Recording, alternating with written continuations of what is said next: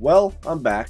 Super excited to be making yet another Bard video. I'm glad you all enjoy these types of videos, because I sure do love making them. Anyway, so let's speedrun some of the changes Season 14 has brought about in the League of Legends world. I'm aware I'm kind of late, but unfortunately I do have a life. I feel like I'm not that late though. Bruh. Oh, I'm way late. Anyway, let's continue onward to what the people have been asking for. Season 14, Jungle Bard.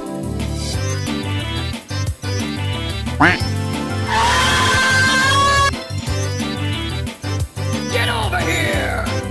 Hello! Ladies and gentlemen, we got him. So Season 14 has arrived, and you need someone who's been consistently playing League of Legends since Season 6 to give you all the real ins and outs on how to play good old Bard Jungle. Let's take a look at how Season 14 is treating Bard Jungle. Oh, that is not good. Nonetheless, let's take a look at some of the new changes and updates that might affect your Bard Jungle gameplay. We'll start with the biggest change, and that's going to be map changes. We're going to break down how to adapt as Jungle Bard in each map alteration, because here at the Jephy channel, we're dedicated to providing you clear and concise instructions to help your League of Legends experience. Like and subscribe. So, ganking lanes as Bard is going to be pretty hard now, as if it wasn't hard enough. The brushes have been pushed back, meaning that the mid laner will now have more time to react to your sneaky ganks. This means you're going to have to rely more on support from your team. Who are we kidding? You're playing Bard Jungle. You gotta do this yourself. Let's take a look at the structure of the lanes.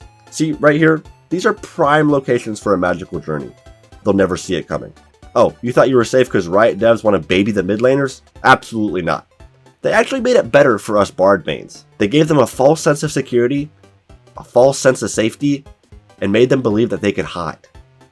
They cannot. Opening your tunnel on the terrain, immediately following up with your ult to lock them in place, then jumping through the tunnel will allow you to slide through the tunnel quicker than if you were to walk.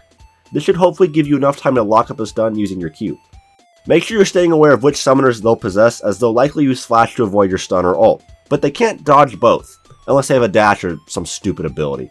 Other than that, you should be guaranteed some sort of status effect on them, unless you miss or something. Because the brush makes ganking a whole lot harder, try to time up your gank so you have some enemy minions present. You don't want too many there because they might get in the way of you being able to secure a stun. Now let's move up to top lane. Looking at the changes top lane, it's pretty obvious that this is an insane buff for Bard. Obviously the restructuring of the terrain is not ideal for the average jungler, since they cut off the second smaller path to the lane. However, champions with terrain movement can get around this, well, since they don't need a path to gank. Honestly, in lower elo, which is where you should be playing then, you can catch a ton of people off guard by just hiding in one of these spots and tunneling in for an easy assist or kill. Top lane is always super isolated since it's far away from the majority of players and the majority of early game objectives, so camping top will likely throw the opposing top laner off since he's being targeted by one of the most offensively weak champions in the game. Hello! Let's move to the bottom lane. Well, my script is blank, probably since it's almost the exact same thing as top lane. I mean, there's not a whole lot of differences down here besides the modalities of the lane. Well, since there's two champions, this actually increases your odds of two things: landing a stun or a double stun, or just getting completely obliterated for 40 minutes.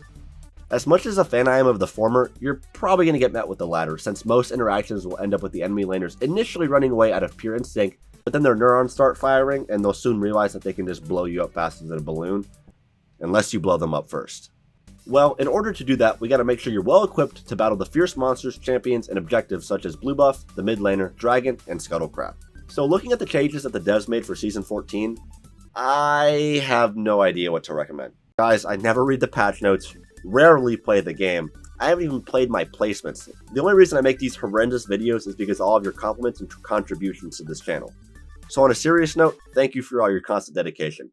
I know there's only 500 of you, but honestly, that's still a lot of people. So, thank you. Seriously though, I have no clue what to build. Well, if it ain't broke, don't fix it. We're going on hit / attack speed Bard. Get it all. Nasher, Berserkers, Kraken Slayer, Rageblade, Rapid Fire, Lichbane, back to our roots. We're trying to overwhelm them with pure meat power. Technically, since you infinitely scale, the longer the game goes on, the more powerful you get. So, time is on your side. When you start the game, either grab the blue egg for movement speed or the red egg to help kite, not the green one. No one likes the green one. This will depend on your opponent and if you have a bad matchup or not. I was going to list a series of bad matchups, but since you're Bard, well, pretty much every champion is a bad matchup. Except Yuumi. You can beat Yuumi. Probably. Go Fleet Footwork with Triumph, Tenacity, and Coup de Grace. Coup de Grace. This is going to give you the space needed to help kite the enemy, because you're going to have to do it a lot. The second you stop killing the enemy, you're probably going to die, so just prepare for that. However, nonetheless, you will still charge headfirst into the chaos of battle because you're Bard. Okay, let's be honest here, we're not going to be getting any objectives, or at least anytime soon. We don't do enough damage and require help at pretty much every encounter. So let's skip this section and move on to our strong points. So let's talk about your clear real quick. Obviously, you want to start bottom buff every single time, that way you can get as much help as you need from the bot lane. You want to try and use these little ends right here to lock up your Q. That way you can just kind of slowly kite him because you're not going to do a whole lot of damage. So trying to use these in order to save what little health you have will come extremely in handy. As well as pairing it with your W, putting them around the buff. That way when you finish your clear, you can hop onto one of these little things and get a little health and speed boost. Okay, so let's make a chart regarding Bard's strength and weaknesses. Let's start with the weaknesses so we can end the video on a positive note. For starters, he has no health, blows up, does no damage on top of having one damaging move, requires giants who do damage, has a poor clear, poor kit, poor kiting ability, bad matchups, poor wave clear, pretty much poor everything. But with that being said, let's take a look at his strengths. Hey guys, thanks for watching. If this is the type of content you want to see more of, just let me know in the comments below. Make sure to drop a like and subscribe for more. Peace. We're hitting it. Are we right? Yeah. We're going in the montage, please, God, baby. help me. Please, God, someone help me.